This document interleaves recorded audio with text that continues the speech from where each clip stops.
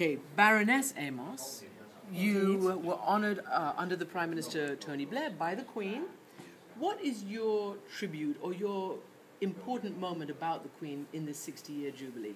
Well, I've been really sorry I haven't been in London being part of this. It's so wonderful to see it.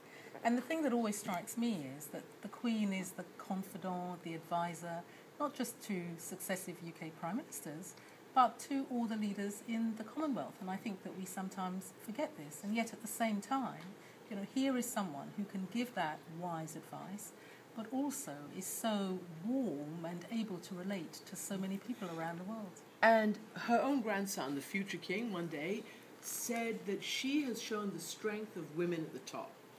Has the fact that this Queen has been there for 60 years impacted Britain, the Commonwealth? I think it has. I think that there have been things that the monarchy itself has done. People always talk about the monarchy being slow to change. But I think the fact that, under her reign, we now have a situation where if Prince William, for example, has a daughter, then she will be first in line. I think that's really important.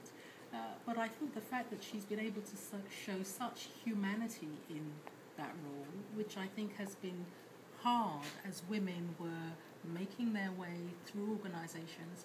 I mean, I remember 20, 30 years ago, women felt they couldn't admit to having families to demonstrate that softer side of their personalities, and she's been able to do both, and I think that's great. Do you have a particular story about the Queen that you'd like to share?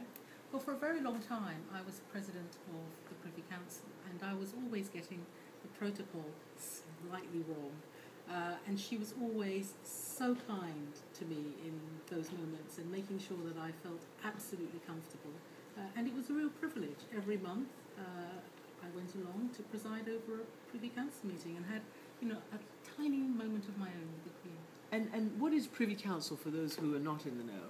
The Privy Council historically was really the advisors to the monarch.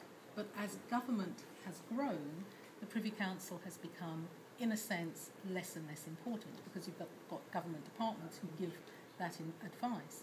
But there are elements still of national work which is done through the Privy Council. It can feel sometimes quite kind of archaic and old-fashioned, but I actually think it's great. And can you share what you would talk about? Absolutely not. I'm a member of the Privy Council. We're sworn to secrecy. On that note, Baroness Amos, thank you very much indeed. Thanks. Happy Jubilee.